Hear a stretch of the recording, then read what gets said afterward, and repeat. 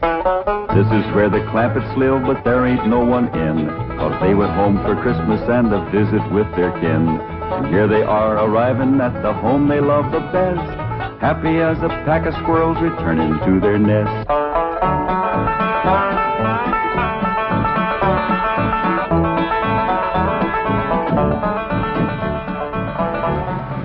Hi, Thunder Granny, the old place ain't changed a bit.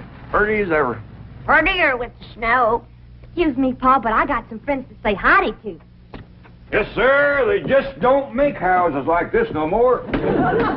Sure don't make them in Beverly Hills. I'll go get the bags, Uncle Jed. Reckon they just can't get wood like this. My grandpa chopped down the trees and built this all by hand. You say your grandfather built this cabin? He sure did. Oh, he must have been a remarkable man. He sure was. He finished the cabin in the morning, went to town, found a girl, courted her, married her, and carried her across that doorstep all before sundown. Tell me, Granny, was that 1897 or 1898? 1898. Yeah, that's right. She was 18 and Grandpa was 98. You say he was 98 and his bride was 18? That's right. Marriage didn't work out too good. Well, I don't doubt it. Yeah, Grandpa made the mistake of having his ma come live with him. Awful bossy old woman. Wouldn't let that little bride do nothing. Did everything herself. Your family has remarkable longevity. No. Yeah, they stretched the truth a little, too. Oh? Grandpa was the day over 90 when he married that girl. And his ma didn't bust up the marriage. That poor little bride just wore out, having so many young'uns to take care of. Oh, what happened to Ellie Mae? Well, she just went to say howdy to some of her friends.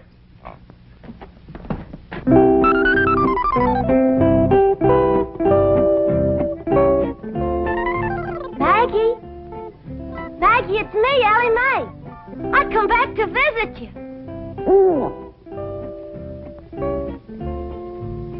Not you, Henry. Right now I'm looking for Maggie. Have you seen her? You're supposed to be so doggone wise. Where is she? Well, Davy Crockett. Say, you're looking bushy as ever. What's the matter? What you scared of? Don't you remember me? Please, Davy, don't run away. Oh, howdy, Mr. Beaver. It's me, Ellie. What you kicking snow at me for? Oh, please, Mr. Beaver, come back. Hi, Mr. Foxy. It's me, Ellie. Come back. Clampett, I certainly appreciate your letting me use your cabin as a field headquarters. I've got a few things in the bedroom. I'll get them out. No need for you to do that, Mr. Brewster. We're just going to be here a couple of days. Granny and Ellie can use the bedroom, and you and me can kind of curl up here in front of the fire. That's mighty kind of you, Mr. Clampett. But I'll find a place to stay in town. Well, no need for you to drive all that way through the snow. Why, you're here, you're by the oil field, and Granny cooks up a big meal that really sticks to your ribs. What you cooking tomorrow, Granny? My special Christmas holiday victuals. We'll start with red cabbage and green turnip tops, swimming with sorghum. Then what I call my heavenly hash. That's grits and chitlins, possum belly, hog jowls, and catfish. All minced together and simmered in gopher gravy. Folks talking. Now there's victuals you won't forget in a hurry. I'll try. What do you say, Mr. Brewster? Roars too hard, we'll get some pine boughs and ashes for you to sleep on. Well, I think I'll go into town. Thank you very much. Excuse me. What's the matter with you two asking him to stay here? You want me to be a widower all my life? I was going to offer him my spare room. You ain't got no spare room, Pearl. I have if Jethro stays here. If Mr. Brewster stays with you and Jethrine, won't people talk? I hope so. Jed can insist on him marrying me. But I'm going to get him. Now's my chance. Exactly hold with making a man get married unless he wants to. He wants to? Why, that man's so in love with me he can't eat. Yeah, but are you in love with him, Pearl?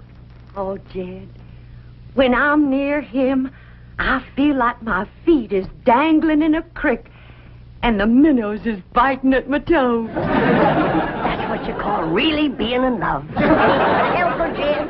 Mrs. Bodine, if you'd like a ride into town, I can drop you off on my way to the hotel. Hotel?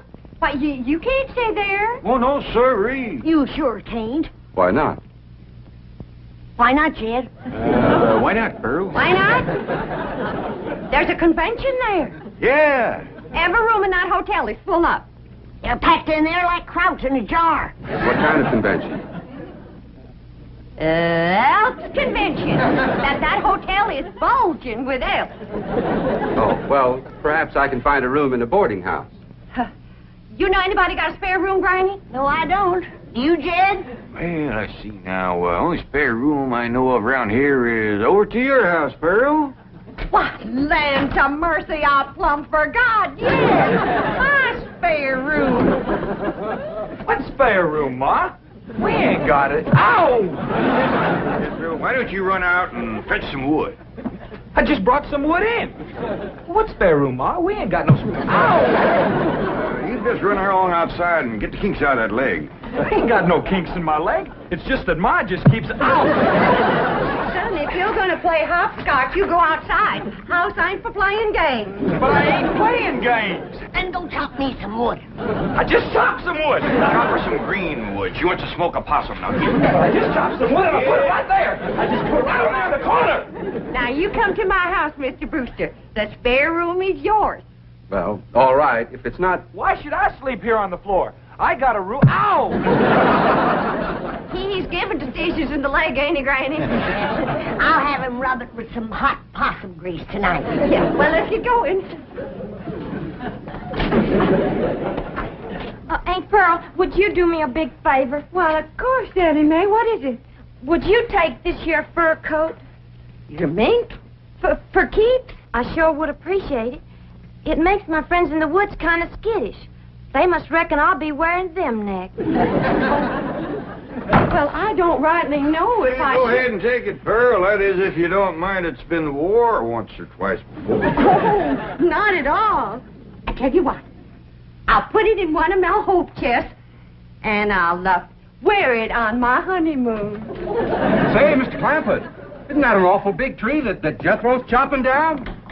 Yeah, you're notching it on the wrong side, too. Hey, Jethro, quit notching that tree on this side. It's liable to fall right down on the... Yeah, look out!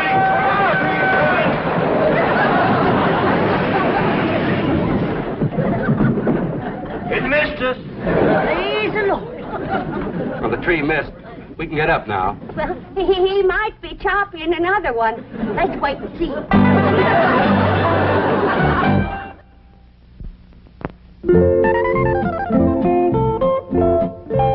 Maggie? Me, Ellie.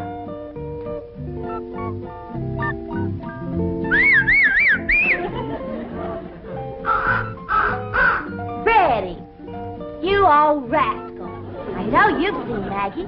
You'll go and get her for me. I'll give you something shiny. What would you like? How about this? Okay? There. Go find Maggie. Nellie.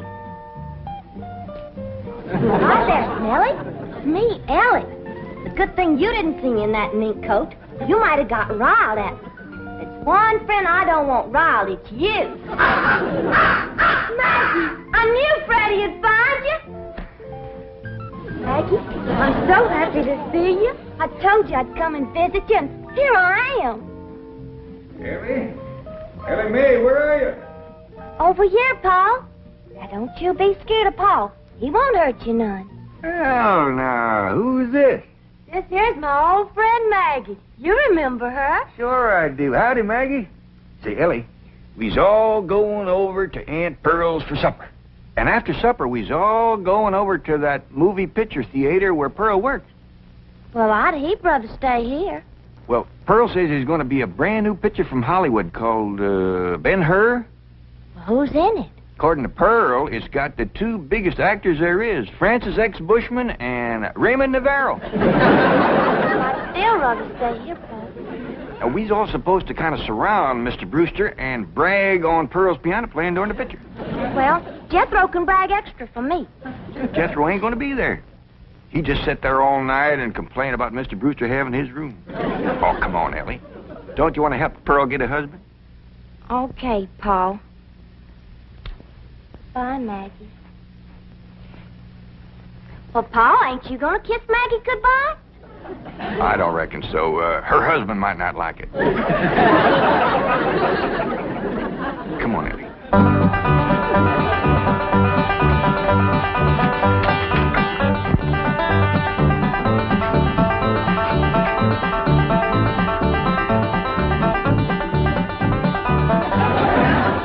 Come on, everybody. Well, doggy. Jethrine, here's a picture of your ma. Yeah, it says, in person, Pearl Bodine, Wizard of the Keyboard. Oh, that means Pianny. Hey, your name is as big as Ben-Hur's. I begged the manager not to put that up, but he says it's a drawing card. My playing during the picture. During the picture. But don't you have sound? Loads of it. Between the people crunching popcorn and crying and reading the titles out loud, you got plenty of sound. Now, everybody go on in and sit down. You're all on complimentary passes. Now, I gotta pop some corn and sell tickets before I come in and play the overture. Mr. Brewster, did you ever in all your born days see a woman who could do more things than my cousin Pearl? She can cook, sew, keep house, play piano, and no wonder the men around here are just beating her door down to propose. But Pearl's choicey. She's waiting for the right man.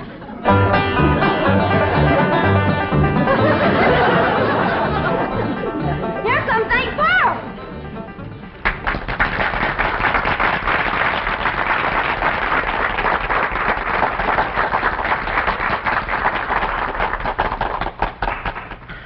Ladies and gentlemen, before our big premiere gets underway, I know you'll want to meet the celebrities in our audience tonight. Now, sitting right here in the front row from Tulsa, Oklahoma, is the field manager of the OK Oil Company, bought my cousin Jed Swamp, Mr. John Brewster.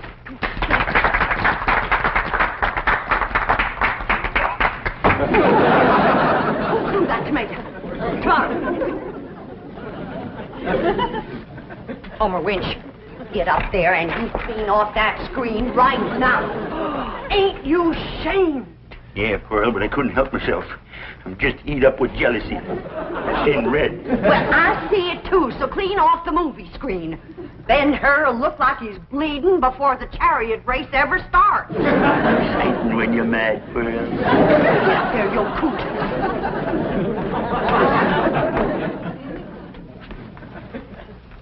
And now, folks, you're going to meet a real live millionaire and his family all the way from Beverly Hills, California. Your friends and my kinfolk, the Clampets. Jed, Granny, Ellie Mae.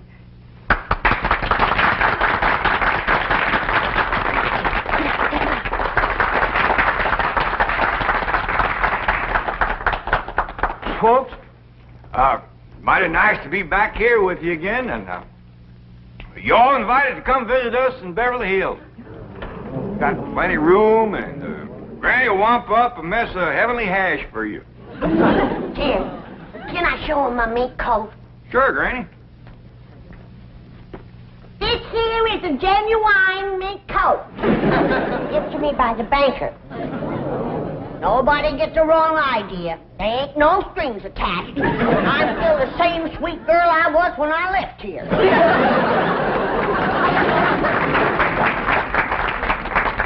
And now, folks, I got a real big surprise for you. As you know, those that can read, the picture for tonight is Ben-Hur, and I have wrote and composed a special song in honor of the chariot race, which is the most exciting part of the picture. And this here special song is going to be sung by my daughter, Jethrine. Think about Jethrine.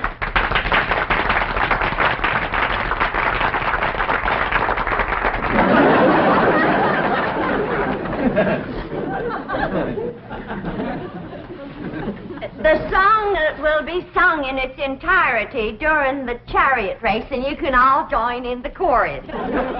But seeing that Homer Winch ain't got the tomato off the screen yet, Jeff Green will give you a little sample right now.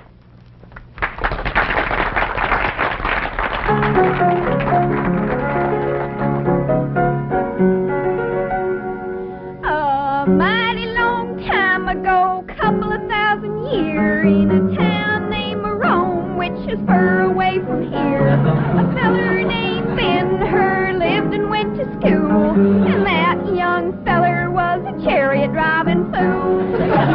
Drive them horses, Ben, Ben, drive them horses, Ben, drive them horses fast, Ben, drive them for to win. Don't let that other rascal get ahead of you, or he'll win the race, and that'll never do. That's enough for now, Jeffrey. You'll hear the song again during the chariot race, and everybody can join in the chorus. And now, during the playing of the overture, we invite your kind attention to the advertisements which will appear on the screen. I thank you. All right, Charlie!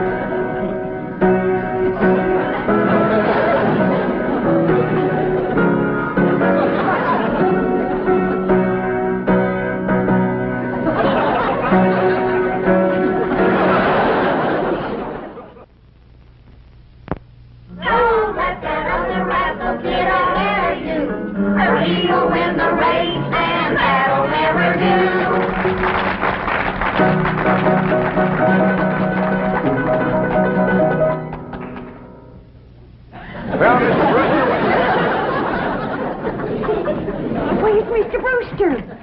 Dog if I know. I never felt him leave. Hey, serves you right, Pearl. That's what you get for throwing yourself at a city dude. Hush up. Well, them fellas ain't nothing but a bunch of playboys. Just like bees flitting from flower to flower, grabbing up the honey.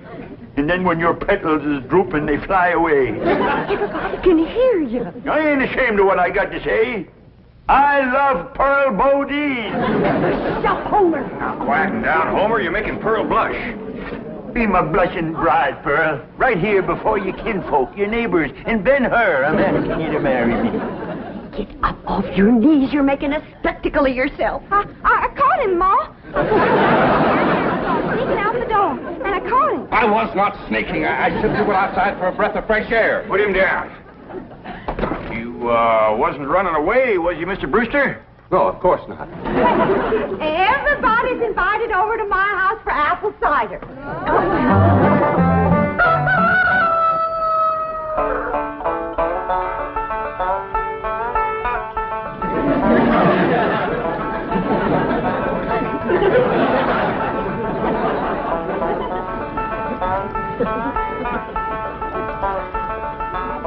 Ed, wake up. Ted, you too, Jethro. Come on now, get out from underfoot, both of you. Granny, we was up late last night. Yeah, Granny, we were asleep. It ain't what you want that makes you fat, it's what you get. Getting up off that floor.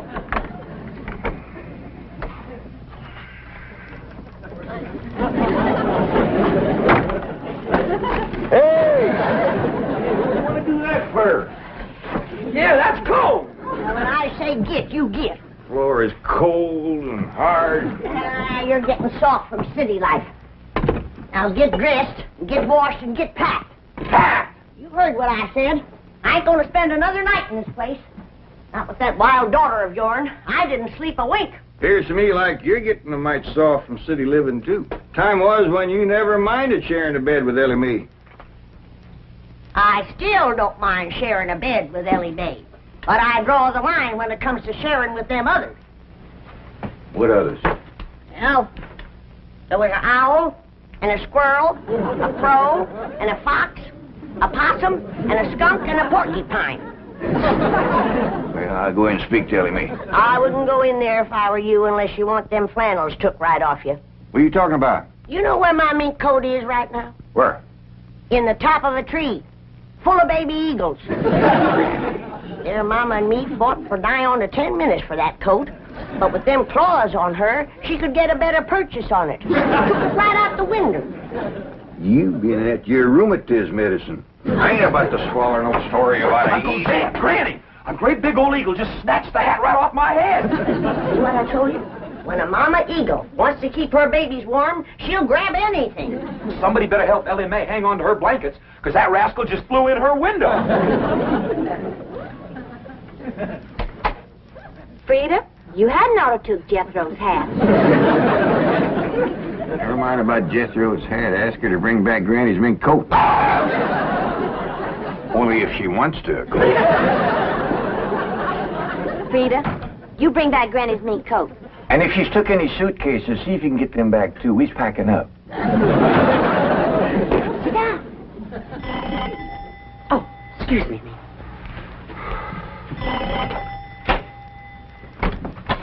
Good morning, Pearl.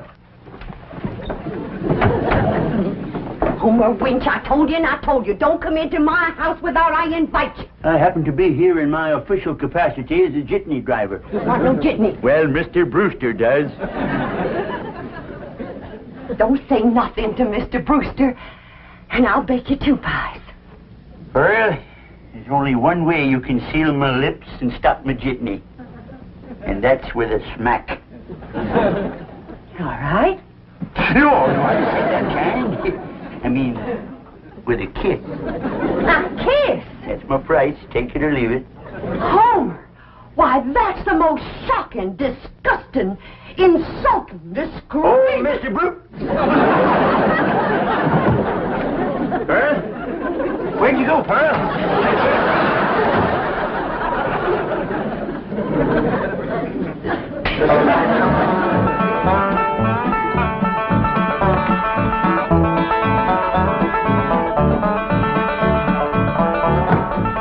Ma's coming, and boy, is she a driver. She must have heard we was leaving. Without getting her married to Mr. Brewster. I reckon we's in for considerable bawling. Ain't nobody can outcry Ma when she commences to gushing. Pearl? I reckon you's heard we's going back to Beverly Hills. Oh, now, Pearl, you's bawling already. Don't worry, Pearl. You'll get a feller. Yeah, come on back to Beverly Hills with us. I can't. All right, Pearl, all right. I can't fight a woman's tears. We'll stay here until you marry Mr. Brewster. Yeah, Ma, and I'll be your best man. And you can wear that beautiful mink coat on your honeymoon. Pearl, what are you crying about now? The mink coat. What about it? I was driving down the road and a great big eagle took it right out of my lap. Don't you worry. Ellie Mae! Yeah, Pop? You shinny up that tree and tell that grabby eagle to give you back that mink coat for Pearl's honeymoon, or she ain't no friend of yours. Only if she wants to, of course.